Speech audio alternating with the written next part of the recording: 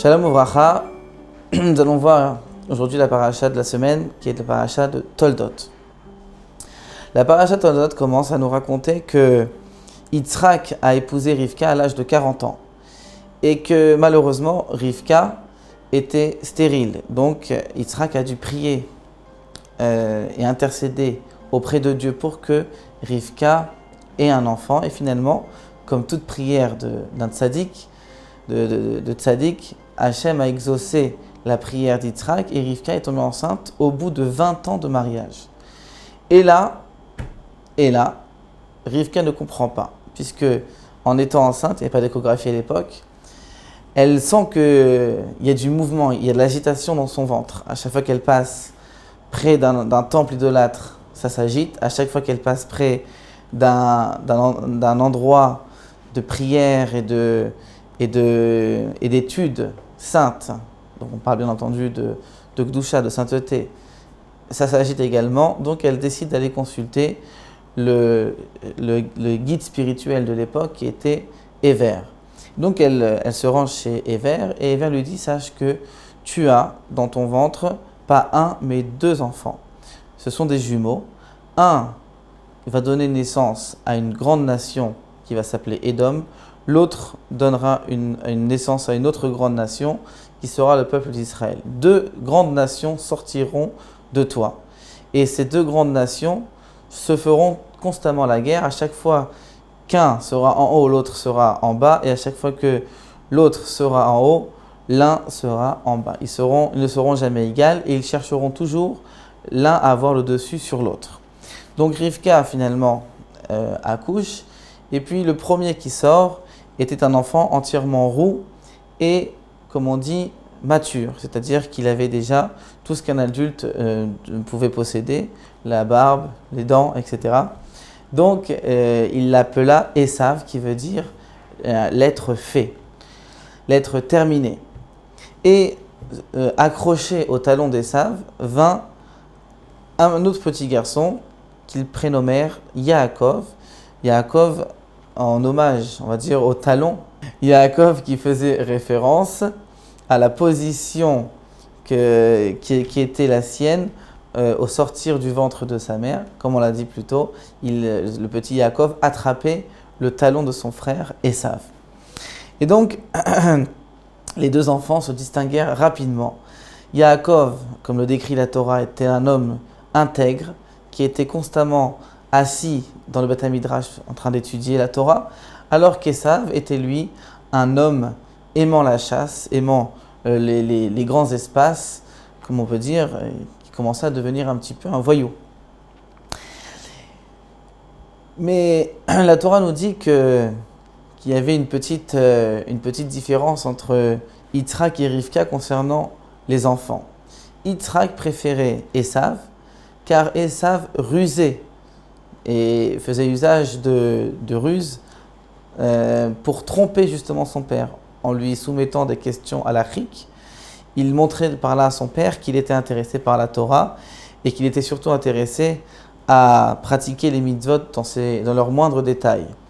Et Rivka avait la clairvoyance et voyait que Yaakov était bien mieux que son frère Esav et elle préférait bien entendu Yaakov. Donc, la vie continue à se passer pour ces deux jumeaux, pour ces deux enfants. Et puis un beau jour, le jour de leur majorité religieuse, le jour de leurs 13 ans, Yaakov, comme à son habitude, est constamment dans la maison d'études et Esav part en chasse. Et puis il revient de cette chasse extrêmement fatigué et il se rend compte que Yaakov avait préparé un plat de lentilles. Et il demande à Yaakov de lui donner à manger ce plat de lentilles. Et là, Yaakov lui dit: je veux bien te le donner, mais pas gratuitement. Il y a une condition.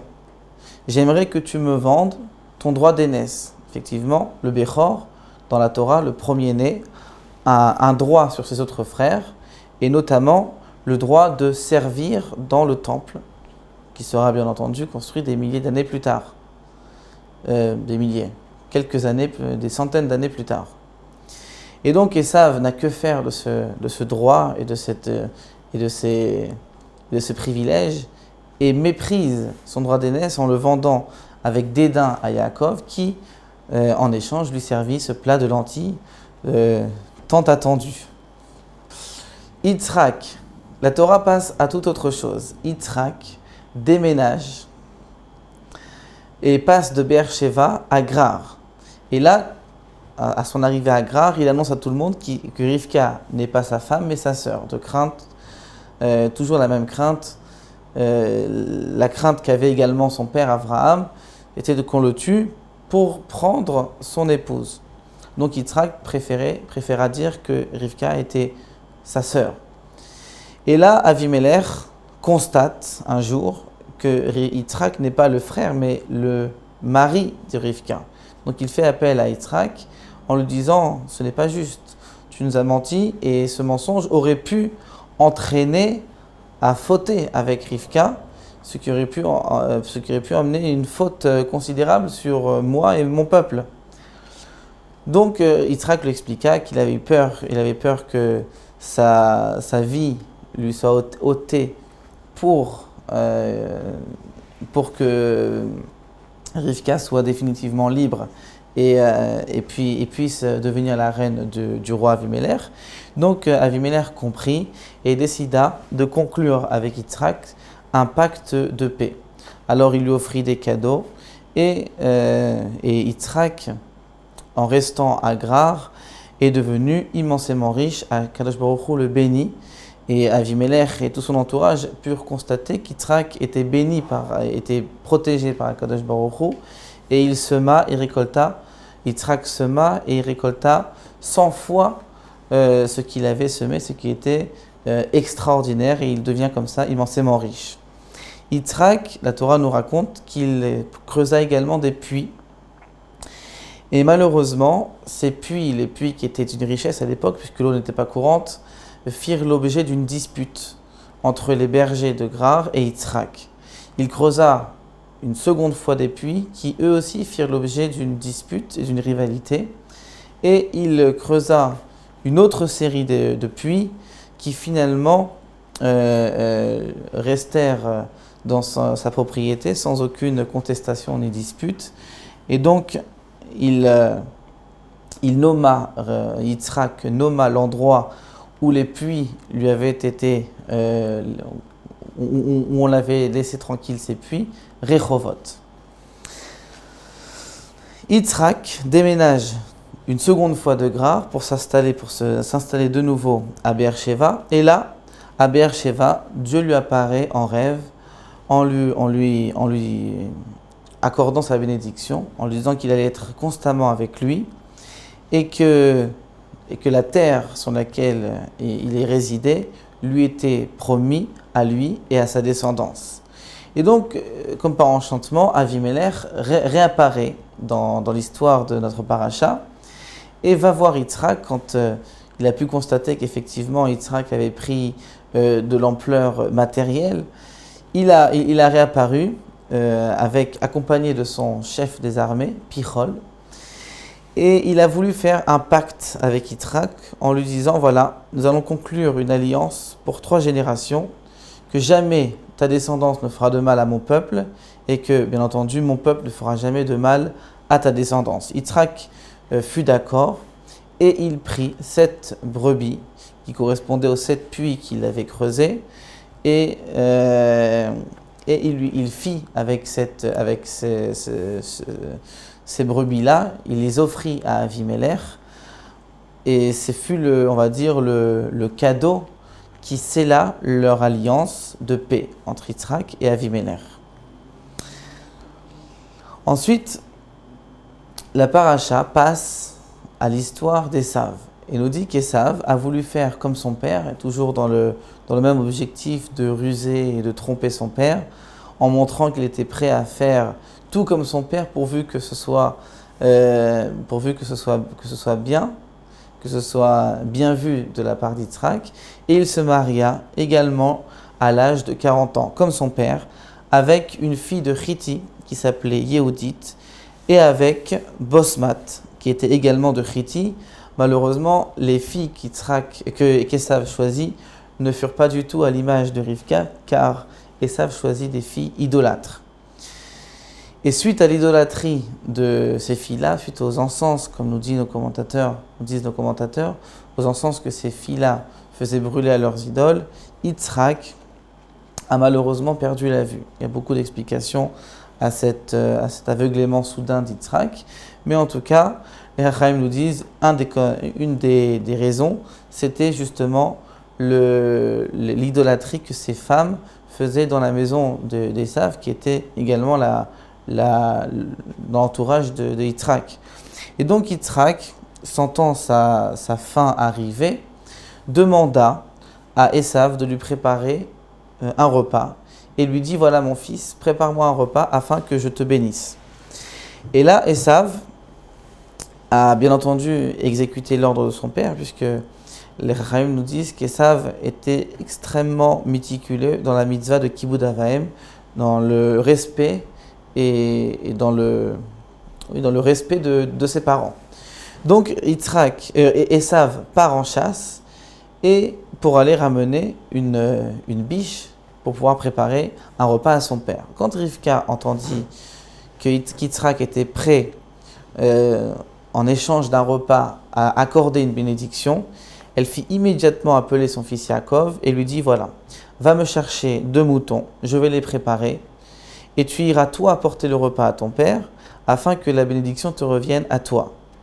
Et Yaakov prit peur et dit: mais il y a une différence physique entre moi et mon frère. Je suis quelqu'un de lisse sans poil, alors que mon frère est poilu. Il suffit que mon père Yitzhak me touche, me tâte et sente que je ne suis pas Esav, qu'il comprenne que je suis là pour essayer de voler et de subtiliser la bénédiction, pour qu'il me maudisse et qu'il s'énerve contre moi.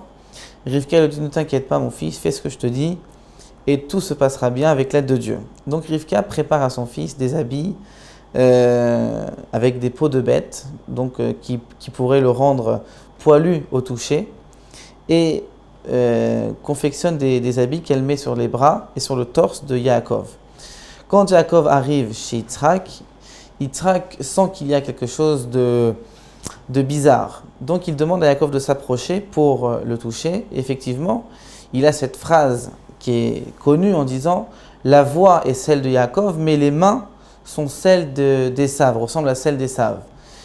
Malgré tout, Yitzhak accepte le repas et ensuite fit une bénédiction merveilleuse à Yaakov qui lui promet tout ce qu'il y a de meilleur dans le monde, Mishmane Haaretz, ce qu'il y a de plus gras comme matérialité, on va dire, comme abondance matérielle, et il lui promet également une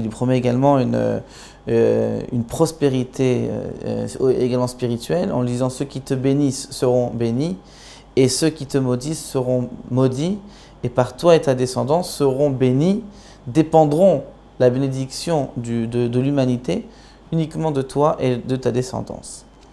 Quand Yaakov reçut cette bénédiction, il quitta Yitzhak, et au moment où il quitta Yitzhak, Esav arrivait de son côté avec le plat qu'il avait préparé lui, s'apprêtant à nourrir son père et à recevoir en échange la bénédiction. Malheureusement, Yitzhak fut pris d'une terrible crainte et s'adressa à Esav en lui disant: mais ton frère est venu juste avant toi pour prendre les bénédictions et a pris les bénédictions. Tu as été en quelque sorte doublé par ton frère Yaakov. Alors là, Esav s'énerve, pousse un cri de douleur, de tristesse, et dit à son père: ça fait 2 fois que Yaakov m'a rusé, il m'a déjà pris mon droit d'aînesse, et également maintenant il me prend la bénédiction qui m'était due. Est-ce que tu n'as pas une autre bénédiction à me faire? Et là, Yitzhak lui dit: malheureusement, je n'ai pas d'autre bénédiction, j'en avais une seule, et c'est ton frère qui l'a pris, mais je peux te dire que tu vivras par ton épée, tu vivras grâce à la force de tes bras, et qu'à chaque fois que Yaakov ne sera pas digne, c'est toi qui seras au-dessus de lui, c'est toi qui le domineras. Par contre, si Yaakov fait ce qu'il a à faire, c'est-à-dire si Yaakov étudie la Torah et garde les mitzvot convenablement, alors tu n'auras pas d'emprise sur lui, et les bénédictions que je lui ai faites le protégeront et l'accompagneront tout au long du chemin qui le mènera à la délivrance finale qui est Mashiach. Donc Esav sort de son père vraiment blessé et énervé et il décide de se venger en supprimant tout simplement Yaakov. Il veut tuer son frère Yaakov. Quand Rivka apprend qu'Esav en veut à ce point à Yaakov, elle demande à Yaakov de se préparer à quitter Eretz Israël pour aller se réfugier chez son frère Lavan qui habitait à Haran. Nous allons voir la semaine prochaine les péripéties que Yaakov vécut chez son oncle Lavan. Shabbat.